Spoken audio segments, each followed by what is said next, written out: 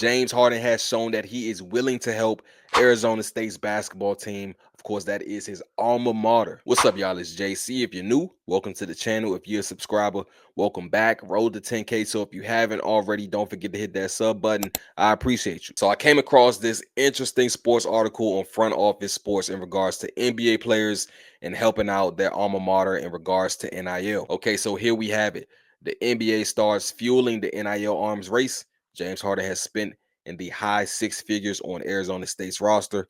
Most of his NBA peers don't see the point. So the title in itself is eye-catching. I was like, okay, this is going to be a good one. This is going to be a good read. So how the article started off, it talked about how Jaden Quaintance, he was a 5-star in the class of 2024. He had committed to Kentucky. And of course, Coach Kyle, he went on to go to Arkansas. And so Quaintance decommitted. He had to weigh his options. Folks were thinking he would go to Ohio State, maybe Florida, maybe Missouri. And then he ended up at Arizona State, which was a surprise to some because Arizona State in the previous season was below 500 at 14-18. And a big reason why Quaintance ended up at Arizona State was because of this guy right here. Like I mentioned before, he donated in the high six figures to the Sun Devil Collective. Sun Devils ended up having a top 10 recruiting class in 2024, heavily due to, Mr. Harden right here. And here's what he had to say in regards to helping out Arizona State's basketball team. NIL nowadays is the most important thing, just because kids want to, be compensated for their play and their work, and which, it makes sense. I wanted to be a part of helping, that the team and the school get players because, we're a very, very great program and a great school. And if NIL is the problem, then I can help with that. So I'm still involved. Like I live, in Scottsdale all the time. So it just made sense, and I love being on campus. There you have it. Harden,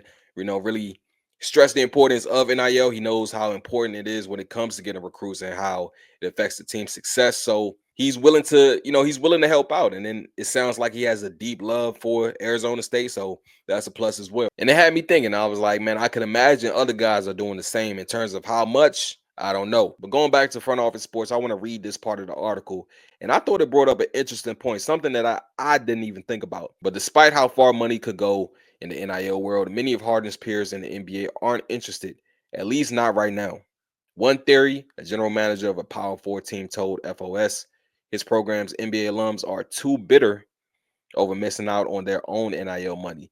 He's given up on trying to get them to donate to their collective. Other players come from schools so small that they don't have built out NIL operations. Asked about a NIL setup between him and Weber State, Damian Lillard told FOS, "We're working on it." His former running mate in Portland, CJ McCollum, played at Lehigh, and NIL is such a non-factor in the Patriot League that the Mountain Hawks haven't had to ask him for help, a source told FOS. And then there is perhaps the most obvious reason Harden is an anomaly.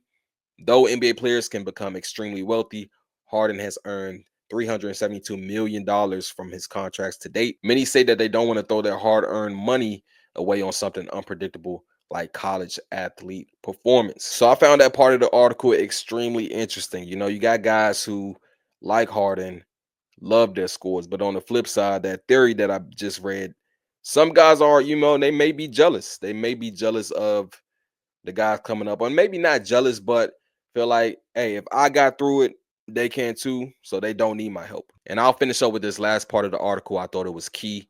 An NBA All-Star, he's given back to his school throughout his career, but never to NIL. You want me to pay $250K just to get a guy to come and play for my school, he told FOS. And then I have to watch them potentially average 5 points per game and come off the bench.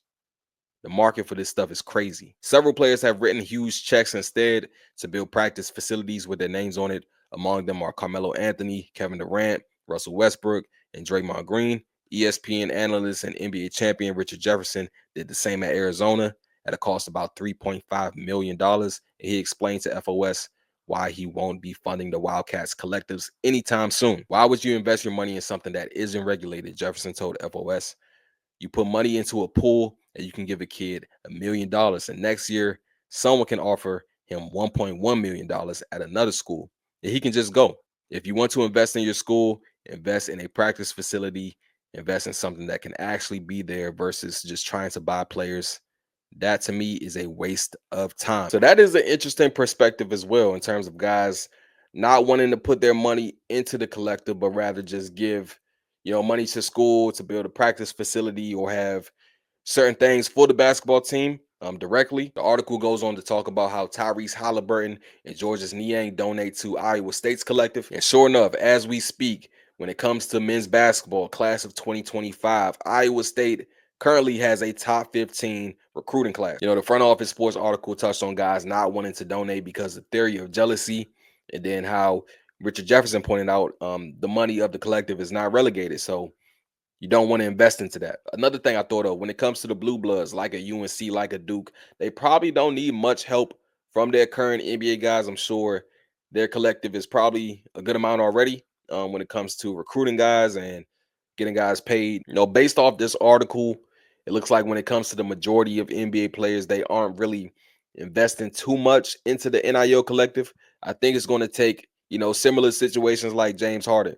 He's coming from Arizona State. Now, it's still a high D1 school, right? But it's not the same notoriety as a Duke, as a UNC. So I'm thinking smaller schools that may have, 2 to 3 guys in the league making really, really good money, relatively speaking. They will probably push more in terms of donating to the NIL collective of their alma mater. So it's going to be interesting over the next few years. I'm sure more stories will come out on how, current NBA players or former NBA players are, directly impacting NIL collectives. But I want to hear from y'all in the comments. Let me know your thoughts. Do you think it's smart for current and former NBA players to donate to an NIL collective of their alma mater?